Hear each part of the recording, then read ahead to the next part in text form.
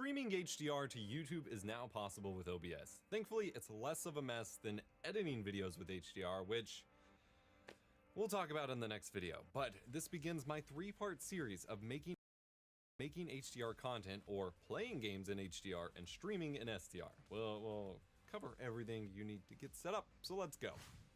This video is sponsored by CuriosityStream. Help me keep this documentation coming and get access to my own streaming site Nebula bundled with CuriosityStream at the link below. First and foremost, HDR stands for High Dynamic Range, and it's the new video format that much of video technology is moving to.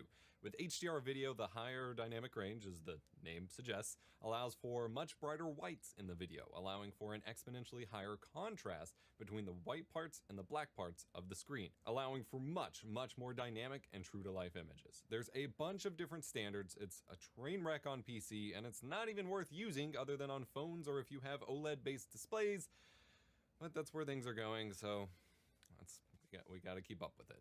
For this video, you will need a HDR display that you plan to use or game on, or theoretically, just an HDR inputs video source, like from a camera, the ability to encode HEVC, H.265 video via an AMD or an NVIDIA GPU, and a YouTube account with the live streaming enabled. Those last two are only required for actual HDR streaming. You can use H.264 and other websites if you're streaming in SDR, 50 or 400 modes that are what we like to call HD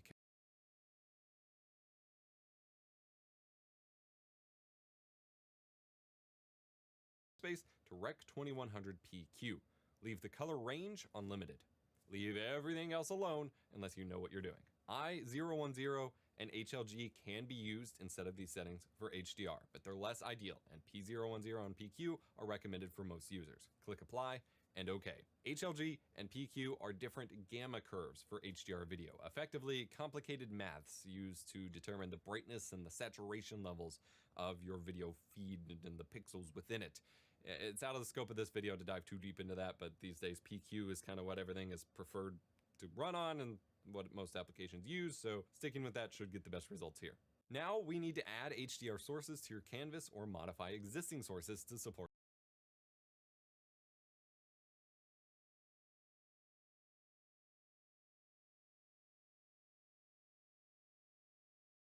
YouTube chat integration. Control your stream on YouTube from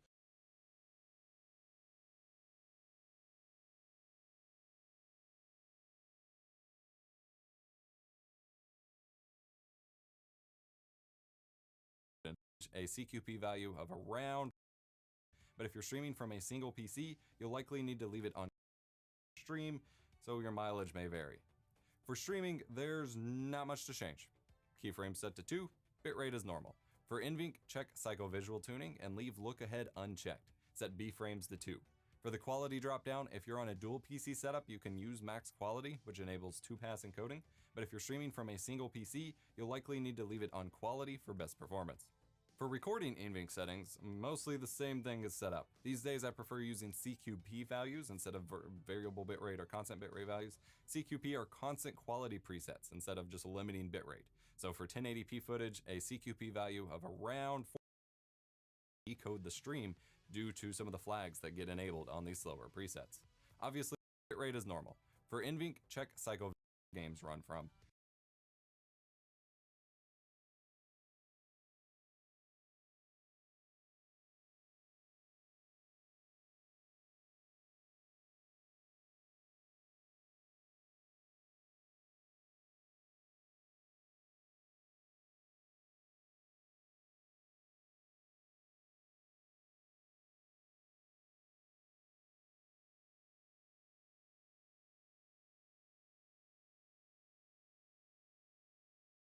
Xin chào các bạn đã quay trở lại với kênh Gear VN và mình là Tiến.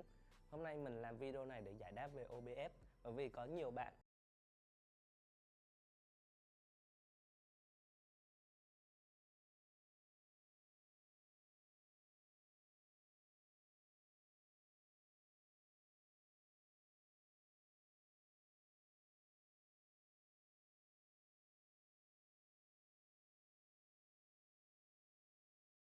How can I make my stream look better? Best OBS settings for streaming. And why does my stream look pixelated? Those are just some of the many questions streamers ask. There are so many tutorials out there which promise the best OBS settings you can find anywhere, but none of them are actually showcasing what those settings do. And furthermore, if the performance cost of some of these settings is actually worth the stream quality improvement. You are here because you want all these questions answered. So I'm going to show you all the tips and tricks that exist inside and outside OBS, while also benchmarking them, so you know what you're getting into. This is going to be a long video.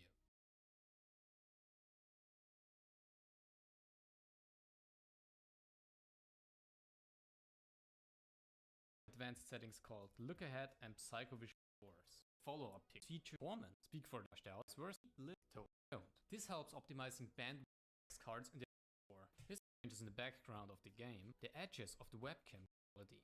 However, a higher video resolution with the same bitrate actually causes your stream to look worse when a lot of motion is going on. This is actually one of the reasons why some YouTubers actually recommend to use 720p and the lower bitrate on Twitch instead of 1080p and 6000 kilobit per second. Or go for a resolution in between, like 900p. This not only saves upload speed and a smoother viewing experience for people who watch you from their mobile phone, but also upload speed and a smoother viewing experience for people who watch you from their mobile phone, but also increase the quality because the combination in some video quality. However, a higher video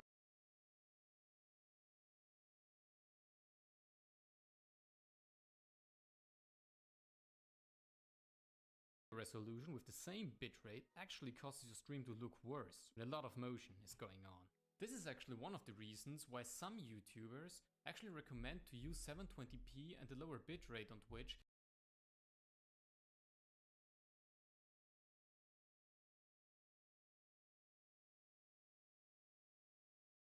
tier and only make a $5 membership, or if you want to get crazy with it, you can get up to 5 different tiers of memberships. I actually set up my cheapest membership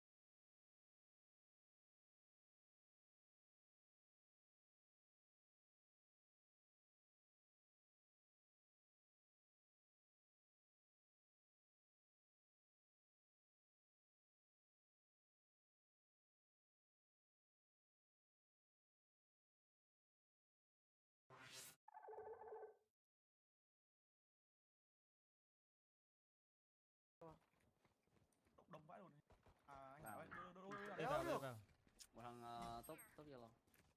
Mà khó thế. Em nó bắn cùng lỗi ạ.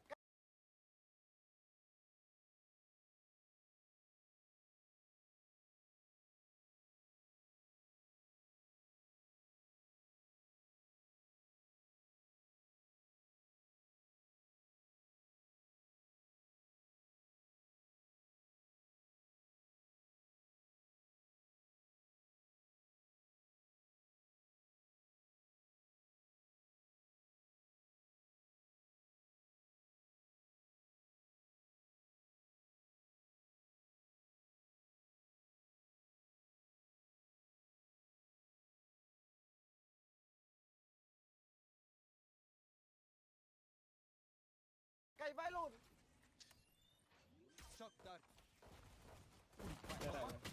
Ui vãi lồn. Đang đặt bom. Chưa đặt bom. À đặt rồi. Một thằng ra rẻ gần. Mời Đây gần. Hay. Chờ một thùng vàng. Từ 5 giây đi con, 5 giây đi con. Chờ hiệp. Ra hỗ trợ đi tách luôn. Gỡ bom. One enemy remaining. Còn mắt em Viper luôn. Cuối Viper bên trái. Hey. Mà em liên hoàn đít từ béo luôn. Bill từ phốt Tôi lấy đồ nhá.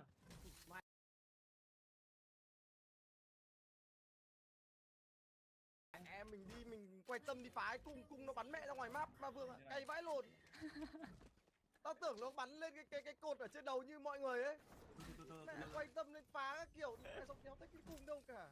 Bà Dương, anh bảo